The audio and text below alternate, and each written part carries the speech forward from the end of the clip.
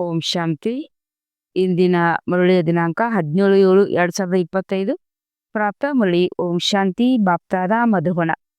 ಮಧುರ ಮಕ್ಕಳೇ, ಶ್ರೇಷ್ಠರಾಗಬೇಕೆಂದರೆ ನಿತ್ಯವೂ ತಮ್ಮ ಚಾಟನ್ನು ನೋಡಿಕೊಳ್ಳಿ. ಯಾವುದೇ ಕರ್ಮೇಂದ್ರಿಯಗಳು ಮೋಸ ಮಾಡಿದರಲಿ. ಕಣ್ಣುಗಳು ಬಹಳ ಮೋಸಗಾರನಾಗಿದೆ, ಇದರಿಂದ ಸಂಭಾಲನೆ ಮಾಡಿಕೊಳ್ಳಿ. ಪ್ರಶ್ನೆ: ಎಲ್ಲದಕ್ಕಿಂತ ಕೆಟ್ಟ ಹವ್ಯಾಸವು ಯಾವುದಾಗಿದೆ? ಅದರಿಂದ ಮುಕ್ತರಾಗುವ ಉಪಾಯವೇನು? ಉತ್ತರ: ನಾಲಿಗೆಯ ರುಚಿಯು ಎಲ್ಲದಕ್ಕಿಂತ ಕೆಟ್ಟ ಹವ್ಯಾಸವಾಗಿದೆ. ಯಾವುದೇ ಒಳ್ಳೆಯ ಪದಾರ್ಥವನ್ನು ನೋಡಿದರೆ ಮುಚ್ಚಿಕೊಂಡು ತಿಂದು ಬಿಡುತ್ತಾರೆ. ಮುಚ್ಚಿಟ್ಟುಕೊಳ್ಳುವುದು ಎಂದರೆ ಕಳ್ಳತನವಾಗಿದೆ. ಕಳ್ಳತನವೆಂಬ ಮಾಯವು ಸಹ ಅನೇಕರ ಕಿವಿ ಮೂಗನ್ನು ಹಿಡಿದುಕೊಳ್ಳುತ್ತದೆ. ಇದರಿಂದ ಮುಕ್ತರಾಗುವ ಸಾಧನವೆಂದರೆ ಯಾವಾಗ ಎಲ್ಲಿಯಾದರೂ ಬುದ್ಧಿ ಹೋಗುತ್ತದೆ ಆಗ ತಮಗೆ ತಾವೇ ಶಿಕ್ಷೆ ಕೊಟ್ಟುಕೊಳ್ಳಿ. ಕೆಟ್ಟ ಹವ್ಯಾಸಗಳನ್ನು ತೆಗೆಯಲು ತಮಗೆ ತಾವೇ ಪೆಟ್ಟನ್ನು ಕೊಟ್ಟುಕೊಳ್ಳಿ. ಓಂ ಶಾಂತಿ. ಆತ್ಮಾಭಿಮಾನಿಯಾಗಿ ಕುಳಿತಿದ್ದೀರಾ? ಪ್ರತಿಯೊಂದು ಮಾತನ್ನು ತಮ್ಮೊಂದಿಗೆ ತಾವೇ ಕೇಳಿಕೊಳ್ಳಬೇಕು. ನಾನು ಆತ್ಮಾಭಿಮಾನಿಯಾಗಿ ಕುಳಿತಿದ್ದೇನೆ ಮತ್ತು ತಂದೆಯನ್ನು ನೆನಪು ಮಾಡುತ್ತಿದ್ದೇನೆ. ಶಿವಶಕ್ತಿ ಪಾಂಡವ ಸೇನೆ ಎಂದು ಗಾಯನವಿದೆ. ಈ ಶಿವತಂದೆಯ ಸೈನ್ಯವು ಕುಳಿತಿದ್ದಲ್ಲವೇ? ಆ ಸೈನ್ಯದಲ್ಲಂತೂ ಕೇವಲ ಯುವಕರಿರುತ್ತಾರೆ, ವೃದ್ಧರು, ಮಕ್ಕಳು ಮೊದಲಾದವರು ಇರುವುದಿಲ್ಲ. ಈ ಸೈನ್ಯದಲ್ಲಿ ಮಕ್ಕಳು, ವೃದ್ಧರು, ಯುವಕರು ಎಲ್ಲರೂ ಕುಳಿತಿದ್ದೀರಿ. ಇದು ಮಾಯೆ ಮೇಲೆ ಜಯ ಗಳಿಸುವ ಸೇನೆಯಾಗಿದೆ. ಪ್ರತಿಯೊಬ್ಬರೂ ಮಾಯೆಯಿಂದ ಜಯಗಳಿಸಿ ತಂದೆಯಿಂದ ಬೇಹದ್ದಿನ ಆಸ್ತಿಯನ್ನು ಪಡೆಯಬೇಕಾಗಿದೆ. ಮಕ್ಕಳಿಗೆ ಗೊತ್ತಿದೆ, ಮಾಯೆಯು ಬಹಳ ಪ್ರಬಲವಾಗಿದೆ. ಕರ್ಮೇಂದ್ರಿಯಗಳು ಎಲ್ಲದಕ್ಕಿಂತ ಹೆಚ್ಚಿನದಾಗಿ ಮೋಸ ಮಾಡುತ್ತದೆ. ಚಾಟ್ನಲ್ಲಿ ಇದನ್ನು ಬರೆಯಿರಿ. ಇಂದು ಯಾವ ಕರ್ಮೇಂದ್ರಿಯವು ಮೋಸಗೊಳಿಸಿತು? ಯಾರನ್ನಾದರೂ ನೋಡಿದರೆ ಅವರೊಂದಿಗೆ ಮನಸ್ಸಾಗಿ ಅವರ ಮೇಲೆ ಕೈಯನ್ನು ಹಾಕೋಣವೆಂದೆನಿಸುತ್ತದೆ. ಹೀಗೆ ಕಣ್ಣುಗಳು ಮೋಸ ಮಾಡುತ್ತದೆ. ಪ್ರತಿಯೊಂದು ಕರ್ಮೇಂದ್ರಿಯವನ್ನು ನೋಡಿಕೊಳ್ಳಿ. ಯಾವ ಕರ್ಮೇಂದ್ರಿಯವು ಬಹಳ ನಷ್ಟವನ್ನುಂಟು ಮಾಡುತ್ತದೆ. ಇದಕ್ಕೆ ಸೂರದಾಸರ ಉದಾಹರಣೆಯನ್ನು ಕೊಡುತ್ತಾರೆ. ಹೀಗೆ ತಮ್ಮನ್ನು ಪರಿಶೀಲನೆ ಮಾಡಿಕೊಳ್ಳುತ್ತಿರಬೇಕು. ಏಕೆಂದರೆ ಕಣ್ಣುಗಳು ಬಹಳ ಮೋಸ ಮಾಡುವಂಥದ್ದಾಗಿದೆ. ಒಳ್ಳೊಳ್ಳೆಯ ಮಕ್ಕಳಿಗೂ ಸಹ ಮಾಯೆಯು ಮೋಸಗೊಳಿಸುತ್ತದೆ. ಬಲೆ ಚೆನ್ನಾಗಿ ಸರ್ವಿಸ್ ಮಾಡುತ್ತಾರೆ, ಆದರೆ ಕಣ್ಣುಗಳು ಮೋಸ ಮಾಡುತ್ತವೆ. ಇವುಗಳ ಮೇಲೆ ಗಮನವನ್ನಿಡಬೇಕು. ಏಕೆಂದರೆ ಶತ್ರು ಅಲ್ಲವೇ ತನ್ನ ಪದವಿಯನ್ನು ಭ್ರಷ್ಟ ಮಾಡಿಬಿಡುತ್ತದೆ. ಯಾರ ಬುದ್ಧಿವಂತರಿದ್ದಾರೆಯೋ ಅವರು ಬಹಳ ಚೆನ್ನಾಗಿ ನೋಟ್ ಮಾಡಿಕೊಳ್ಬೇಕು. ಡೈರಿ ಜೇಬಿನಲ್ಲಿರಲಿ. ಕೈಗೆ ಭಕ್ತಿ ಮಾರ್ಗದಲ್ಲಿ ಬುದ್ಧಿಯು ಬೇರೆ ಕಡೆ ಹೋಗುತ್ತದೆ ಎಂದರೆ ತಮ್ಮನ್ನು ಚಿಗುಟಿಕೊಳ್ಳುತ್ತಾರೆ. ನೀವು ಸಹ ಶಿಕ್ಷೆಯನ್ನು ಕೊಟ್ಟುಕೊಳ್ಳಬೇಕು. ಬಹಳ ಎಚ್ಚರಿಕೆ ನೀಡಬೇಕು. ಕರ್ಮೇಂದ್ರಗಳು ಮೋಸ ಮಾಡುತ್ತಿಲ್ಲವೇ? ಹಾಗಿದ್ದರೆ ಅಲ್ಲಿಂದ ದೂರ ಹೋಗಬೇಕು. ಎದ್ದು ನಿಂತು ನೋಡಲೂಬಾರದು. ಸ್ತ್ರೀ ಪುರುಷರಲ್ಲಿ ಬಹಳ ಚಂಚಲತೆಯಾಗಿದೆ. ನೋಡುವುದರಿಂದಲೇ ಕಾಮವಿಕಾರದ ದೃಷ್ಟಿ ಹೋಗುತ್ತದೆ. ಆದ್ದರಿಂದ ಸನ್ಯಾಸಿಗಳು ಕಣ್ಣು ಮುಚ್ಚಿ ಕುಳಿತುಕೊಳ್ಳುತ್ತಾರೆ. ಕೆಲವರು ಸನ್ಯಾಸಿಗಳು ಸ್ತ್ರೀಗೆ ಬೆನ್ನು ತಿರುಗಿಸಿ ಕುಳಿತುಕೊಳ್ಳುತ್ತಾರೆ. ಆ ಸನ್ಯಾಸಿಗಳಿಗೆ ಏನು ಸಿಗುತ್ತದೆ? ಹೆಚ್ಚಿನ 10-20 ಲಕ್ಷ ಅಥವಾ ಕೋಟಿಗಳು ಸಂಪಾದಿಸಬೇಕಾಗಿದೆ. ಆದರೂ ಅವರು ಶರೀರ ಬಿಟ್ಟರೆ ಸಮಾಪ್ತಿ. ಮತ್ತೆ ಇನ್ನೊಂದು ಜನ್ಮದಲ್ಲಿ ಕೂಡಿಡಬೇಕಾಗಿದೆ. ನೀವು ಮಕ್ಕಳಿಗಂತೂ ಏನೆಲ್ಲವೂ ಸಿಗುತ್ತದೆಯೋ ಅದು ಅವಿನಾಶಿ ಆಸ್ತಿಯಾಗಿ ಬಿಡುತ್ತದೆ. ಅಲ್ಲಿ ಹಣದ ಲೋಭ ಇರುವುದೇ ಇಲ್ಲ. ಯಾವುದೇ ವಸ್ತುವಿನ ಪ್ರಾಪ್ತಿಗಳ ತಲೆ ಕೆಡಿಸಿಕೊಳ್ಳಲು ಅಂತ ಯಾವುದೇ ಅಪ್ರಾಪ್ತಿಯ ವಸ್ತು ಇರುವುದೇ ಇಲ್ಲ. ಕಲಿಯುಗದ ಅಂತ್ಯ, ಸತ್ಯುಗದ ಆದಿಯಲ್ಲಿ ರಾತ್ರಿ ಹಗಲಿನ ಅಂತರವಿದೆ. ಅಲ್ಲಂತೂ ಅಪಾರ ಸುಖವಿರುತ್ತದೆ. ಇಲ್ಲಿ ಏನೂ ಇಲ್ಲ. ಆದ್ದರಿಂದ ತಂದೆಯು ಯಾವಾಗಲೂ ತಿಳಿಸುತ್ತಾರೆ, ಸಂಗಮ ಎನ್ನುವ ಶಬ್ದದ ಜೊತೆಗೆ ಪುರುಷೋತ್ತಮ ಶಬ್ದವನ್ನು ಅವಶ್ಯವಾಗಿ ಬರೆಯಿರಿ. ಶಬ್ದಗಳನ್ನು ಬಹಳ ಸ್ಪಷ್ಟವಾಗಿ ಹೇಳಬೇಕು. ತಿಳಿಸುವುದರಲ್ಲಿ ಬಹಳ ಸಹಜವಾಗಿದೆ. ಮನುಷ್ಯರಿಂದ ದೇವತಾ ಅಂದಾಗ ಅವಶ್ಯವಾಗಿ ತಂದೆಯು ದೇವತೆಗಳನ್ನಾಗಿ ಮಾಡಲು, ನರಕವಾಸಿಗಳನ್ನು ಸ್ವರ್ಗವಾಸಿಗಳನ್ನಾಗಿ ಮಾಡಲು ಸಂಗಮಯುಗದಲ್ಲಿ ಬರುತ್ತಾರಲ್ಲವೇ? ಮನುಷ್ಯರಂತೂ ಘೋರ ಅಂಧಕಾರದಲ್ಲಿದ್ದಾರೆ. ಸ್ವರ್ಗ ಹೇಗಿರುತ್ತದೆ ಎಂಬುದೇ ತಿಳಿದಿಲ್ಲ. ಅನ್ಯ ಧರ್ಮದವರಂತೂ ಸ್ವರ್ಗವನ್ನು ನೋಡುವುದಕ್ಕೂ ಸಾಧ್ಯವಿಲ್ಲ. ಆದ್ದರಿಂದ ತಂದೆಯು ತಿಳಿಸುತ್ತಾರೆ, ನಿಮ್ಮ ಧರ್ಮವು ಬಹಳ ಸುಖ ಕೊಡುವಂಥದ್ದಾಗಿದೆ, ಅದಕ್ಕೆ ಸ್ವರ್ಗವೆಂದು ಹೇಳುತ್ತಾರೆ. ಆದರೆ ನಾವು ಸಹ ಸ್ವರ್ಗದಲ್ಲಿ ಹೋಗಬಹುದೆಂಬುದನ್ನು ತಿಳಿದುಕೊಂಡಿಲ್ಲ. ಭಾರತವಾಸಿಗಳು ಸಹ ಇದನ್ನು ಮರೆತುಬಿಟ್ಟಿದ್ದಾರೆ. ಸ್ವರ್ಗಕ್ಕೆ ಲಕ್ಷಾಂತರ ವರ್ಷಗಳೆಂದು ಹೇಳುತ್ತಾರೆ. 3 ವರ್ಷಗಳ ಮೊದಲು ಸ್ವರ್ಗವಿತ್ತೆಂಬ ಮಾತನ್ನು ಕ್ರಿಶ್ಚಿಯನ್ನರು ಸಹ ಹೇಳುತ್ತಾರೆ. ಲಕ್ಷ್ಮೀನಾರಾಯಣರಿಗೆ ಭಗವಾನ್ ಭಗವತಿ ಎಂದು ಹೇಳುತ್ತಾರೆ. ಅವಶ್ಯವಾಗಿ ಭಗವಂತನೇ ಭಗವಾನ್ ಭಗವತಿಯನ್ನಾಗಿ ಮಾಡುತ್ತಾರೆ. ಅಂದ ಮೇಲೆ ಪರಿಶ್ರಮ ಪಡಬೇಕು. ನಿತ್ಯವೂ ತಮ್ಮ ಚಾಟ ನೋಡ್ಕೊಳ್ಬೇಕು. ಯಾವ ಕರ್ಮೇಂದ್ರಿಯವು ಮೋಸಗೊಳಿಸಿತು? ನಾಲ್ಗೆಯೇನೂ ಕಡಿಮೆ ಇಲ್ಲ. ಯಾವುದಾದ್ರೂ ಒಳ್ಳೆಯ ಪದಾರ್ಥ ನೋಡಿದರೆ ಮುಚ್ಚಿಕೊಂಡು ತಿಂದು ಬಿಡ್ತದೆ. ಯಾವುದಾದ್ರೂ ಒಳ್ಳೆಯ ಪದಾರ್ಥ ನೋಡಿದರೆ ಮುಚ್ಚಿಕೊಂಡು ತಿಂದು ಬಿಡುತ್ತಾರೆ. ಇದು ಸಹ ಪಾಪವೆಂದು ತಿಳಿದುಕೊಂಡಿಲ್ಲ. ಅದರಲ್ಲಿಯೂ ಶಿವತಂದೆ ಯಜ್ಞದಿಂದ ಕಳ್ಳತನವನ್ನು ಮಾಡುವುದು ಬಹಳ ಕೆಟ್ಟದ್ದಾಗಿದೆ. ಅಡಿಗೆ ಅಡಿಕೆ ಕದ್ದರೂ ಕಳ್ಳ, ಆಣೆ ಕದ್ದರೂ ಕಳ್ಳನೆಂದು ಹೇಳಲಾಗುತ್ತದೆ. ಮಾಯವು ಅನೇಕರನ್ನು ಕಿವಿ ನೀಡುತ್ತದೆ. ಎಲ್ಲಿಯವರೆಗೆ ಕೆಟ್ಟ ಹವ್ಯಾಸವಿರುವುದೋ ಅಲ್ಲಿಯವರೆಗೆ ಶ್ರೇಷ್ಠ ಪದವಿಯನ್ನು ಪಡೆಯಲು ಸಾಧ್ಯವಿಲ್ಲ. ಸ್ವರ್ಗದಲ್ಲಿ ಹೋಗುವುದು ದೊಡ್ಡ ಮಾತಲ್ಲ, ಆದರೆ ರಾಜರಾಣಿಯಲ್ಲಿ, ಪ್ರಜೆಗಳಲ್ಲಿ. ಆದ್ದರಿಂದ ತಂದೆಯು ತಿಳಿಸುತ್ತಾರೆ, ಕರ್ಮೇಂದ್ರಿಯಗಳನ್ನು ಪರಿಶೀಲನೆ ಮಾಡಿಕೊಳ್ಳಿ. ಯಾವುದೇ ಕರ್ಮೇಂದ್ರಿಯು ಮೋಸ ಮಾಡುತ್ತಿಲ್ಲವೇ? ಲೆಕ್ಕಪತ್ರವನ್ನು ಇಡಬೇಕು. ಇದು ವ್ಯಾಪಾರವಲ್ಲವೇ? ತಂದೆಯು ತಿಳಿಸುತ್ತಾರೆ, ನನ್ನೊಂದಿಗೆ ವ್ಯಾಪಾರ ಮಾಡಬೇಕು. ಶ್ರೇಷ್ಠ ಪದವಿಯನ್ನು ಪಡೆಯಬೇಕೆಂದರೆ ಶ್ರೀಮತದಂತೆ ನಡೆಯಿರಿ. ತಂದೆಯು ಆದೇಶ ನೀಡುತ್ತಾರೆ. ಅದರಲ್ಲಿಯೂ ಮಾಯು ವಿಘ್ನಗಳನ್ನು ಹಾಕುವುದು, ಕಾರ್ಯದಲ್ಲಿ ತರಲು ಬಿಡುವುದಿಲ್ಲ. ತಂದೆಯು ತಿಳಿಸುತ್ತಾರೆ, ಮಕ್ಕಳೇ ಇದನ್ನು ಮರೆಯಬೇಡಿ. ಹುಡುಗಾಟಿಕೆ ಮಾಡುವುದರಿಂದ ನಂತರ ಬಹಳ ಪಶ್ಚಾತ್ತಾಪ ಪಡುವಿರಿ ಎಂದು ಶ್ರೇಷ್ಠ ಪದವಿಯನ್ನು ಪಡೆಯುವುದಿಲ್ಲ. ಈಗಂತೂ ನಾವು ನರನಿಂದ ನಾರಾಯಣಾಗುತ್ತೇವೆಂದು ಖುಷಿಯಿಂದ ಹೇಳುತ್ತೀರಿ. ಆದರೆ ತಮ್ಮೊಂದಿಗೆ ಕೇಳಿಕೊಳ್ಳುತ್ತಾ ಇರಿ, ಕರ್ಮೇಂದ್ರಿಯಗಳು ಮೋಸ ಮಾಡುತ್ತಿಲ್ಲವೇ? ತಮ್ಮ ಉನ್ನತಿ ಮಾಡಿಕೊಳ್ಬೇಕೆಂದರೆ ತಂದೆಯು ಯಾವ ಆದೇಶ ನೀಡುವರೋ ಅದನ್ನು ಕಾರ್ಯದಲ್ಲಿ ತನ್ನಿ. ಇಡೀ ದಿನದ ಚಾಟನ್ನು ನೋಡಿಕೊಳ್ಳಿ. ತಪ್ಪುಗಳಂತೂ ಬಹಳಷ್ಟು ಆಗುತ್ತಿರುತ್ತವೆ. ಕಣ್ಣುಗಳು ಮೋಸ ಮಾಡುತ್ತವೆ. ಇವರಿಗೆ ತಿನ್ನಿಸಲೇ, ಉಡುಗೊರೆಯನ್ನು ಕೊಡಲೇ ಎಂದು ದಯ ಬರುತ್ತದೆ. ಇದರಿಂದ ತಮ್ಮ ಬಹಳಷ್ಟು ಹಣವನ್ನು ವ್ಯರ್ಥ ಮಾಡುತ್ತಾರೆ. ಮಾಲೆಯ ಮಣಿಯಾಗುವುದರಲ್ಲಿ ಬಹಳ ಪರಿಶ್ರಮವಿದೆ. 8 ರತ್ನಗಳು ಮುಖ್ಯವಾಗಿವೆ. ನವರತ್ನಗಳೆಂದು ಹೇಳುತ್ತಾರೆ.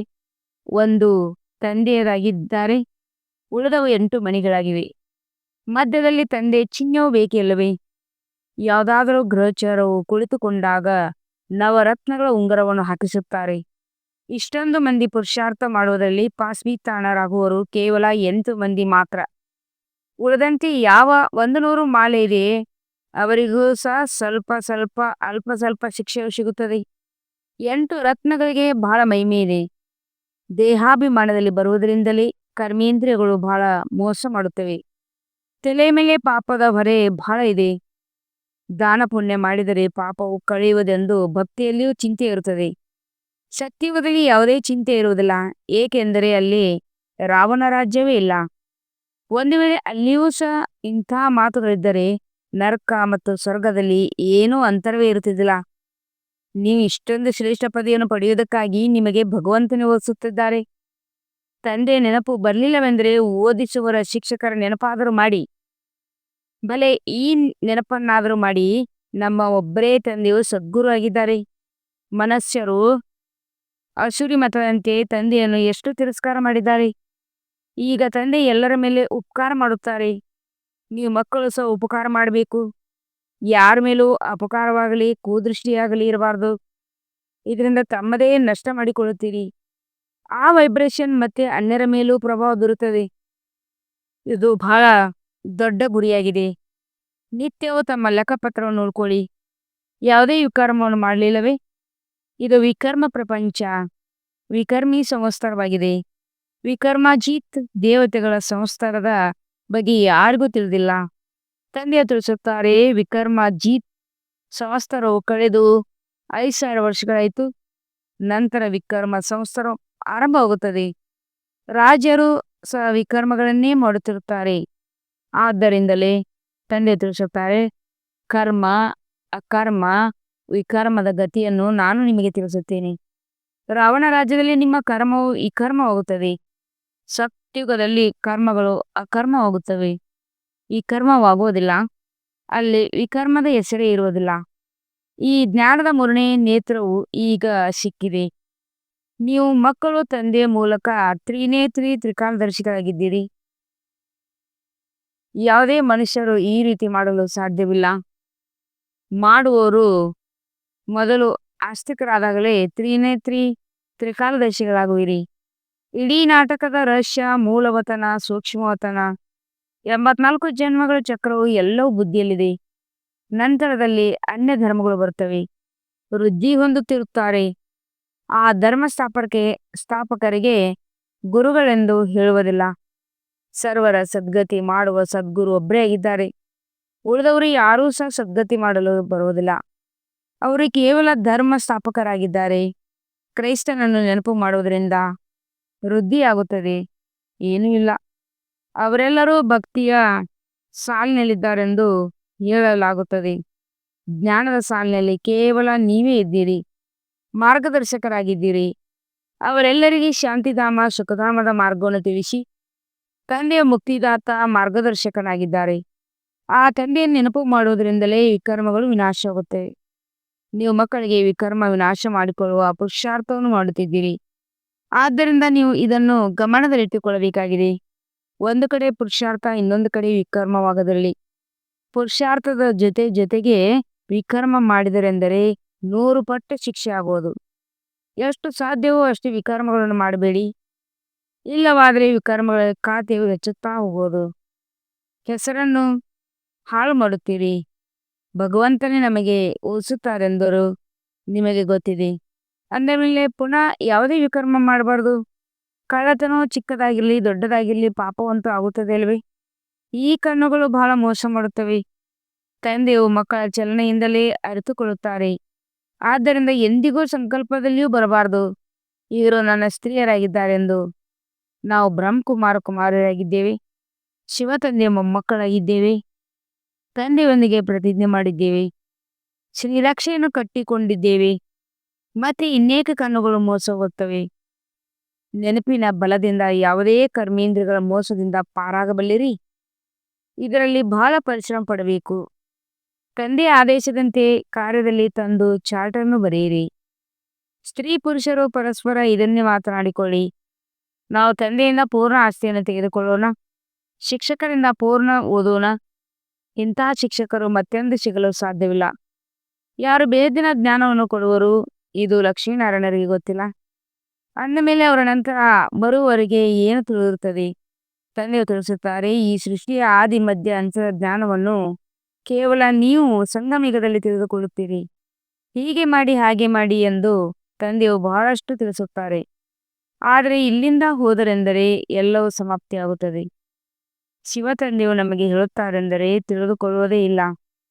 ಯಾವಾಗ ಶಿವ ತಂದೆಯು ತಿಳಿಸುತ್ತಾರೆಂದ ಮೇಲೆ ತಿಳಿದುಕೊಳ್ಳಿ. ಇವರ ಭಾವಚಿತ್ರವನ್ನು ಇಟ್ಟುಕೊಳ್ಳಿ. ಕೇವಲ ಈ ರಥವನ್ನು ಲೋನ್ ಆಗಿ ತೆಗೆದುಕೊಂಡಿದ್ದೇನೆ. ಇವರು ಪುರುಷಾರ್ಥಿಯಾಗಿದ್ದಾರೆ. ನಾನು ಕುದುರೆಯಿಂದ ಆಸ್ತಿಯನ್ನು ತೆಗೆದುಕೊಳ್ಳುತ್ತಿದ್ದೇನೆ ಎಂದು ಇವರೂ ಹೇಳುತ್ತಾರೆ. ನಿಮ್ಮ ತರ ಇವರೂ ಸಹ ವಿದ್ಯಾರ್ಥಿ ಜೀವನದಲ್ಲಿದ್ದಾರೆ. ಮುಂದೆ ಹೋದಂತೆ ನಿಮ್ಮ ಮಹಿಮೆಯು ಹೆಚ್ಚುತ್ತಾ ಹೋಗುವುದು. ಈಗಂತೂ ನೀವು ಪೂಜ್ಯ ದೇವತೆಗಳಾಗಲು ಓದುತ್ತೀರಿ, ನಂತರ ಶಕ್ತಿಯುಗದಲ್ಲಿ ದೇವತೆಗಳಾಗುವಿರಿ. ಇವೆಲ್ಲ ಮಾತುಗಳನ್ನು ತಂದೆಯ ವಿನ ಮತ್ತಾರು ತಿಳಿಸಲು ಸಾಧ್ಯವಿಲ್ಲ. ಯಾರ ಅದೃಷ್ಟದಲ್ಲಿಲ್ಲವೋ ಅವರು ಈ ಸಂಶಯನ್ನು ಉದ್ಭವವಾಗುತ್ತದೆ. ಶಿವ ತಂದೆಯು ಬಂದು ಹೇಗೆ ಓದಿಸುತ್ತಾರೆ, ನಾನು ಇದನ್ನು ಒಪ್ಪೋದಿಲ್ಲ ಎಂದು ಶಂಕಿಸುತ್ತಾರೆ. ಒಪ್ಪುವುದೇ ಇಲ್ಲವೆಂದಾಗ ಮತ್ತೆ ಶಿವತಂದೆಯನ್ನು ಹೇಗೆ ನೆನಪು ಮಾಡುವರು? ವಿಕರ್ಮಗಳು ನಾಶವಾಗುವುದೇ ಇಲ್ಲ.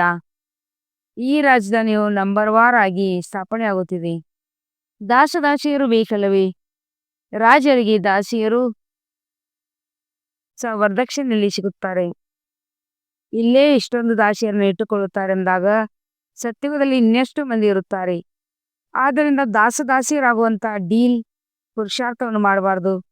ಬಾಬಾ, ನಾವೀಗ ಶರೀರವನ್ನು ಬಿಟ್ಟರೆ ಏನು ಪದವಿ ಸಿಗಬಹುದೆಂದು ತಂದೆಯನ್ನು ಕೇಳಬಹುದು. ತಂದೆಯು ತಕ್ಷಣ ತಿಳಿಸಿಬಿಡುತ್ತಾರೆ, ತಮ್ಮ ಚಾರ್ಟರನ್ನು ತಾವೇ ನೋಡಿಕೊಳ್ಳಿ.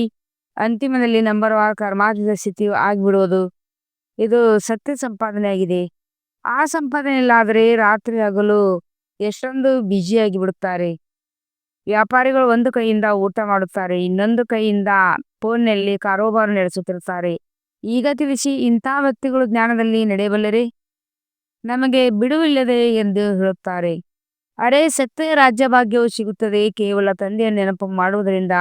ವಿಕರ್ಮಗಳು ನಾಶವಾಗುತ್ತವೆ. ಅಷ್ಟ ದೇವತೆ ಮುಂತಾದವರನ್ನು ನೆನಪು ಮಾಡುತ್ತಿರಲ್ಲವೇ? ಅವರ ನೆನಪಿನಿಂದ ಸಿಗೋದಿಲ್ಲ. ತಂದೆಯು ಮತ್ತೆ ಮತ್ತೆ ಪ್ರತಿಯೊಂದು ಮಾತನ್ನು ತಿಳಿಸುತ್ತಿರ್ತಾರೆ. ಏಕೆಂದರೆ ಕೊನೆಗೊಂದು ದಿನ ಇಂತಹ ಮಾತನ್ನು ನಮಗೆ ತಿಳಿಸುತ್ತಾರೆಂದಲ್ಲ, ತಿಳಿಸಲಿಲ್ಲವೆಂದು ಯಾರೂ ಹೇಳಬಾರದು. ನೀವು ಮಕ್ಕಳು ಎಲ್ಲರಿಗೂ ಸಂದೇಶವನ್ನು ಕೊಡಬೇಕಾಗಿದೆ. ಏರೋಪ್ಲೇನ್ನಿಂದ ಸಂದೇಶ ಪತ್ರಗಳನ್ನು ಹಾಕುವ ಪ್ರಯತ್ನ ಪಡಬೇಕು. ಅದರಲ್ಲಿ ಬರೆಯಿರಿ, ಶಿವತಂದೆಯು ಹೀಗೆ ಹೇಳುತ್ತಾರೆ. ಬ್ರಹ್ಮರವರು ಸಹ ಶಿವತಂದೆಯ ಮಗನಾಗಿದ್ದಾರೆ. ಪ್ರಜಾಪಿತನಾಗುವುದರಿಂದ ಅವರು ತಂದೆ, ಇವರು ತಂದೆಯಾಗಿದ್ದಾರೆ. ಅವರು ತಂದೆ, ಇವರು ತಂದೆಯಾಗಿದ್ದಾರೆ. ಶಿವತಂದೆ ಎಂದು ಹೇಳಿದರೆ ಸಾಕು, ಅನೇಕ ಮಕ್ಕಳಿಗೆ ಪ್ರೇಮದ ಕಣ್ಣೀರು ಬಂದು ಬಿಡುತ್ತದೆ. ತಂದೆಯನ್ನು ಎಂದೂ ನೋಡಿಯೂ ಇರುವುದಿಲ್ಲ, ಆದರೆ ಬರೆಯುತ್ತಾರೆ, ಬಾಬಾ ಯಾವಾಗ ಬಂದು ನಾವು ತಮ್ಮೊಂದಿಗೆ ಮಿಲನ ಮಾಡುತ್ತೇವೆ, ಬಾಬಾ ಬಂಧನದಿಂದ ಬಿಡಿಸಿ ಎಂದು. ಅನೇಕರಿಗೆ ತಂದೆ ಮತ್ತು ರಾಜ್ಕುಮಾರ ಸಾಕ್ಷಾತ್ಕಾರವಾಗುತ್ತದೆ. ಮುಂದೆ ಹೋದಂತೆ ಅನೇಕರಿಗೆ ಸಾಕ್ಷಾತ್ಕಾರವಾಗುತ್ತದೆ. ಆದರೂ ಸಹ ಪುರುಷಾರ್ಥವನ್ನಂತೂ ಮಾಡಲೇಬೇಕಾಗುತ್ತದೆ.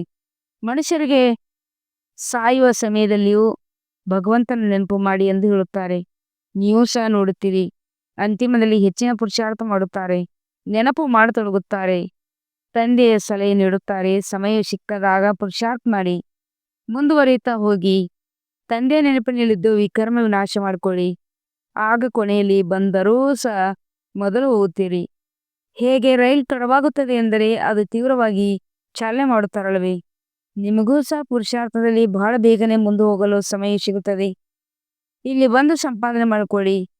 ತಂದೆಯ ಸಲಹೆಯನ್ನು ಕೊಡುತ್ತಿರುತ್ತಾರೆ, ಹೀಗೆ ಮಾಡಿ ತಮ್ಮ ಕಲ್ಯಾಣ ಮಾಡಿಕೊಳ್ಳಿ. ತಂದೆಯ ಶ್ರೀಮತಂತೆ ನಡೆಯಿರಿ. ಏರೋಪ್ಲೇನಿಂದ ಪತ್ರಿಕೆಗಳನ್ನು ಹಾಕಿರಿ. ಆದ್ದರಿಂದ ಮನುಷ್ಯರು ತಿಳಿದುಕೊಳ್ಳಿರಿ, ಇವರು ಬಹಳ ಚೆನ್ನಾಗಿ ಸಂದೇಶವನ್ನು ಕೊಡುತ್ತಿರುತ್ತಾರೆ. ಭಾರತವು ಎಷ್ಟು ದೊಡ್ಡದಾಗಿದೆ ಅಂದ ಮೇಲೆ ಎಲ್ಲರಿಗೂ ಅರ್ಥವಾಗಬೇಕು. ಏಕೆಂದರೆ ಬಾಬಾ ನಮಗಂತೂ ಗೊತ್ತೇ ಆಗಲಿಲ್ಲ ಎಂದು ಯಾರು ಹೇಳುವಂತರಾಗಬಾರ್ದು. ಒಳ್ಳೆಯದು. ಮಧುರಾತಿ ಮಧುರ ಅಗಲಿ ಮರಳಿ ಸಿಕ್ಕಿರುವ ಮಕ್ಕಳ ಪ್ರತಿ ಮಾತೀತ ಭಕ್ತರ ನೆನಪು ಪ್ರೀತಿಯಾದ ಸುಪ್ರಭಾತ. ಆತ್ಮೀಯ ಮಕ್ಕಳಿಗೆ ಆತ್ಮೀಯ ತಂದೆಯ ನಮಸ್ತೆ. हम रूहानी बच्चों की रूहानी बाप दादा को याद प्यार और गुड मॉर्निंग और नमस्ते नमस्ते नमस्ते. शुक्रिया बाबा, शुक्रिया. वहा बाबा वहा. ಧಾರಣೆಗಾಗಿ ಮುಖ್ಯ ಸಾರ. 1ನೇ ಪಾಯಿಂಟ್ ಆಗಿದೆ, ಸೂಕ್ಷ್ಮ ಬುದ್ಧಿಯವರಾಗಿ ತಮ್ಮ ಪರಿಶೀಲನೆ ಮಾಡಿಕೊಳ್ಬೇಕು. ಕಣ್ಣುಗಳು ಮೋಸ ಮಾಡುತ್ತಿಲ್ಲವೆ? ಯಾವುದೇ ಕರ್ಮೇಂದ್ರಿಯಕ್ಕೆ ವಶವಾಗಿ ಉಲ್ಟಾ ಕರ್ಮವನ್ನು ಮಾಡಬಾರದು. ನೆನಪಿನ ಬಲದಿಂದ ಕರ್ಮೇಂದ್ರಿಯಗಳ ಮೋಸದಿಂದ ಮುಕ್ತರಾಗಬೇಕಾಗಿದೆ. 2ನೇ ಪಾಯಿಂಟ್ ಆಗಿದೆ, ಈ ಸತ್ಯ ಸಂಪಾದನೆಗಾಗಿ ಸಮಯವನ್ನು ತೆಗೆಯಬೇಕಾಗಿದೆ. ತಡವಾಗಿ ಬಂದರೂ ಸಹ ಪುರುಷಾರ್ಥದಿಂದ ತೀವ್ರವಾಗಿ ಮುಂದೆ ಹೋಗಬೇಕಾಗಿದೆ. ಇದು ವಿಕರ್ಮ ವಿನಾಶ ಮಾಡಿಕೊಳ್ಳುವ ಸಮಯವಾಗಿದೆ. ಆದ್ದರಿಂದ ಯಾವುದೇ ವಿಕರ್ಮ ಮಾಡಬಾರದು. ವರದಾನ. ಬಾಲಕ್ಷ ಮಾಲೀಕನ ಪಾಠದ ಮೂಲಕ ನಿರಂಕಾರಿ ಮತ್ತು ನಿರಾಕಾರಿ ಭವ. ವಿವರಣೆ ಆಗಿದೆ.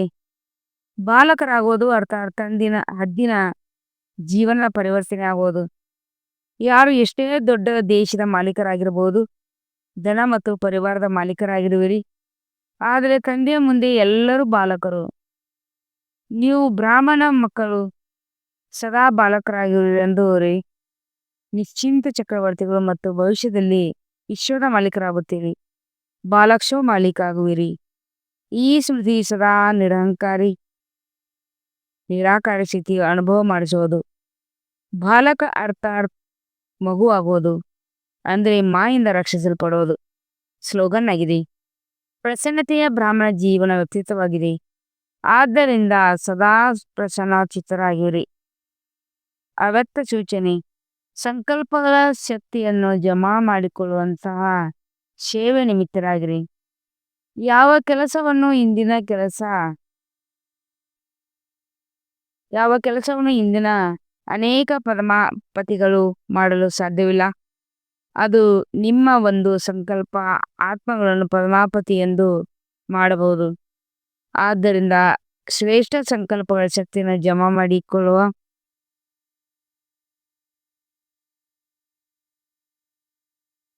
ಶ್ರೇಷ್ಠ ಸಂಕಲ್ಪಗಳ ಶಕ್ತಿಯನ್ನು ಈ ರೀತಿ ಸ್ವಚ್ಛ ಮಾಡಿ, ಯಾವುದರಲ್ಲಿ ಸ್ವಲ್ಪವೂ ಸಹ ವ್ಯರ್ಥದ ಅಸ್ವಚ್ಛತೆ ಸಹ ಇರದಿರಲಿ. ಆಗ ಈ ಶಕ್ತಿ ಅದ್ಭುತದ ಕೆಲಸ ಮಾಡುವುದು. ಓಂ ಶಾಂತಿ.